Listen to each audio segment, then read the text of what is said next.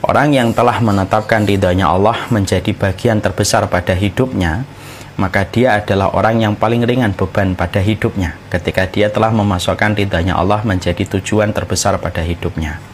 Makanya tidak salah kalau Allah berfirman, waridwanum minallahi akbar. Sesungguhnya keridhaan Allah itu yang paling besar. Karena kalau orang itu sudah meletakkan ridhonya Allah, maka dia tidak akan terbebani dengan komentar manusia. Kalau dia sudah meletakkan ridhonya Allah, maka dia tidak akan terbebani dengan komentar-komentar yang datang dari manusia. Kalaupun dia memberikan pengorbanan pada hidupnya, maka sesungguhnya dia tidak akan pernah menjadi berat dengan apapun yang dia lakukan, selama dia telah meletakkan ridhonya Allah pada kehidupan dia. Makanya sampai ulama Abdul Badawi Al-Khalafi juga menyampaikan, Masya Allah, Abdul Badawi Al-Khalafi menyampaikan sumber permasalahan dan problematika pada kehidupan kita, kalau kita meletakkan makhluk pada hati kita lebih besar daripada kita meletakkan khalik pada hati kita. Coba kalau kita sudah meletakkan khalik kalau kita meletakkan makhluk pada hati kita, akhirnya pikiran kita selalu tidak akan pernah tenang. Dan tentunya kita selalu akan gelisah, selalu kita akan sedih dengan berbagai macam komentar manusia. Makanya hari ini di zaman sosial media, ketika banyak orang itu bisa mendapatkan simpati dengan mudah dari kerumunan manusia, justru tidak menjadikan standar kebahagiaan menjadi mudah didapatkan, tetapi justru penyakit-penyakit mental illness ini berkembang luar biasa di sekitar kita. Karena apa?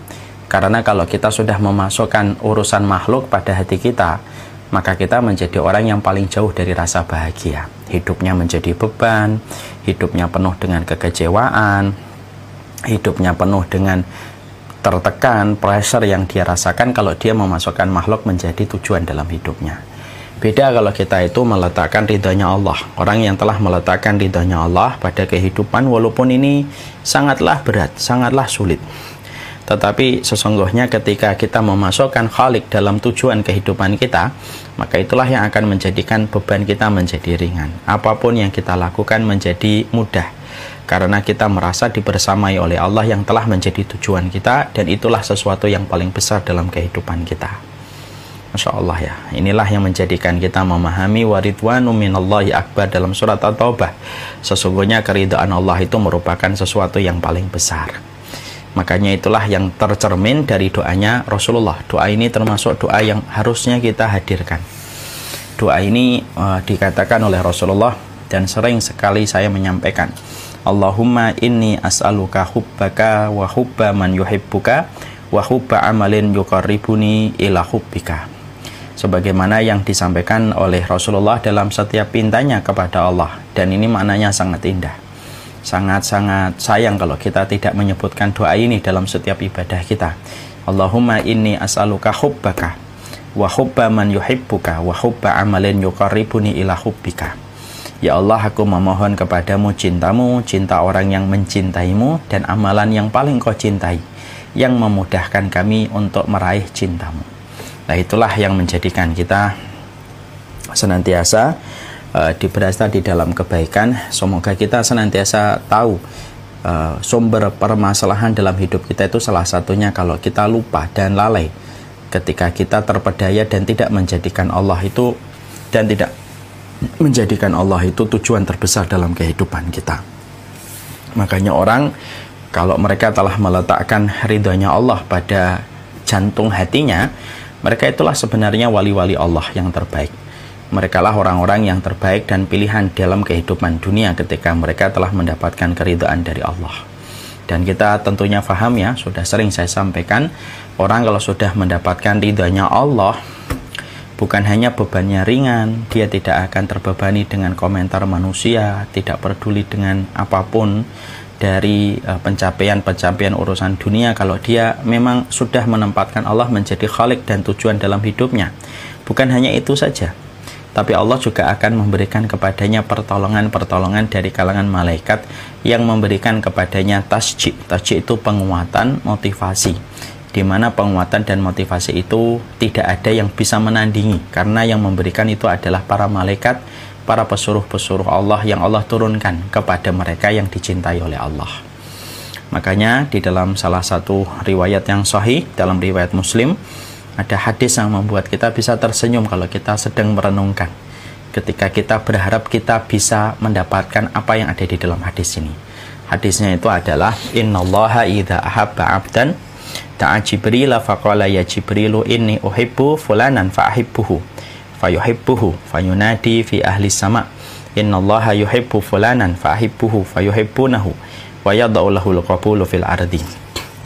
Makanya di dalam salah satu riwayat Rasulullah SAW dalam riwayat Muslim menyampaikan Allah itu kalau sudah ridho, ketika manusia itu selalu menempatkan ridhonya Allah pada jantung hatinya, pada pucuk-pucuk jiwanya, dia selalu menghadirkan Allah setiap waktunya. Kalau kecewa sama manusia, ingatnya Allah. Kalau kecewa sama keluarga, ingatnya Allah. Kalau kecewa sama karir, ingatnya Allah.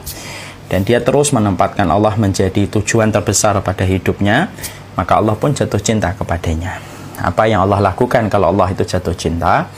Maka kata Rasulullah, Allah itu kalau jatuh cinta tidak menyembunyikan nama, ya, nominator yang menjadikan Allah jatuh cinta, tapi Allah sampaikan namanya. Allah panggil malaikat Jibril, ya Jibril, dipanggil Jibril.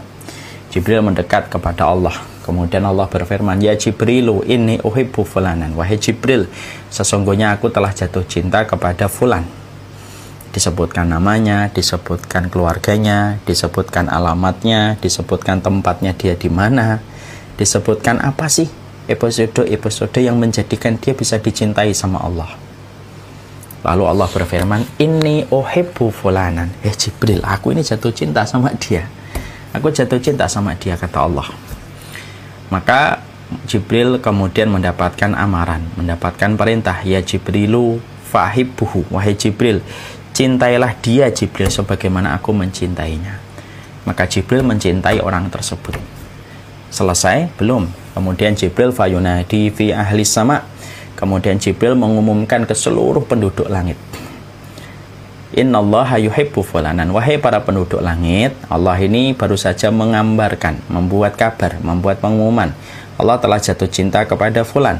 Disebutkan namanya, keluarganya, episode-episode hidupnya yang menjadikan Allah jatuh cinta kepadanya. Fahibbuhu, cintailah dia, wahai seluruh penduduk langit. Yang dikatakan oleh Allah, la ya'sunallaha ma'amarahum wa yaf'aluna ma yu'marun.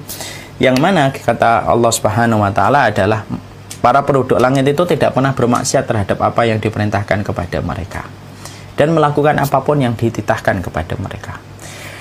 Maka kemudian malaikat-malaikat pengisi langit itu berkata, kami mencintainya, wahai Jibril.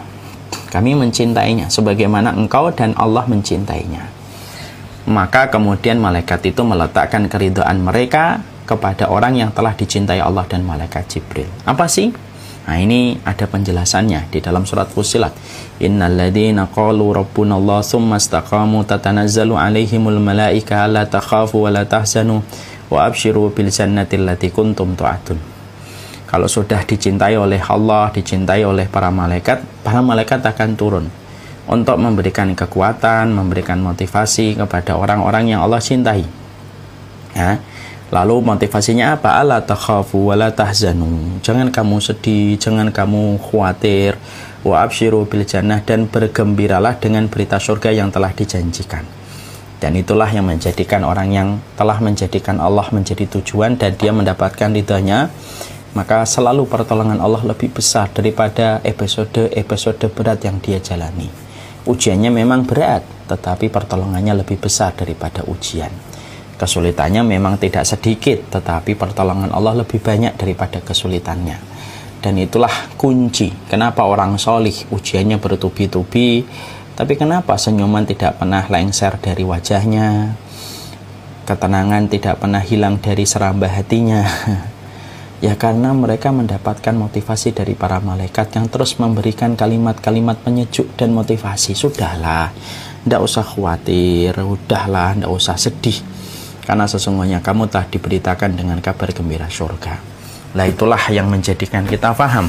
Itulah pentingnya menjemput ridhanya Allah. Karena ridhanya Allah itu harus dijemput, tidak bisa ditunggu. Tidak bisa ditunggu, tidak bisa kita harapkan laduni datang kepada kita tiba-tiba. Ya tidak bisa. Maka sesungguhnya keridhaan Allah itu harus dijemput. Dan salah satu kendaraan yang bisa menghantarkan kita kepada jemputan, yaitu pada terminal ridhonya Allah itu adalah, yaitu ketika kita kemudian memantaskan diri kita pada amal-amal yang bisa menjadikan diri kita dicintai oleh Allah Subhanahu wa Ta'ala. Nah, inilah betapa pentingnya ridhonya Allah dalam kehidupan kita. Memang betul, kalau sudah menetapkan ridhonya Allah itu tenang hidup kita. Mau diomongin orang apapun itu, selama kita tahu dalilnya, selama kita tahu bagaimana yang terjadi, kita tenang. Jangan pernah menjadikan simpati dan ridhonya makhluk menjadi tujuan. Karena itu justru akan memporak-porandakan kekuatan kita, menjadikan kita terjerumus kepada kerusakan.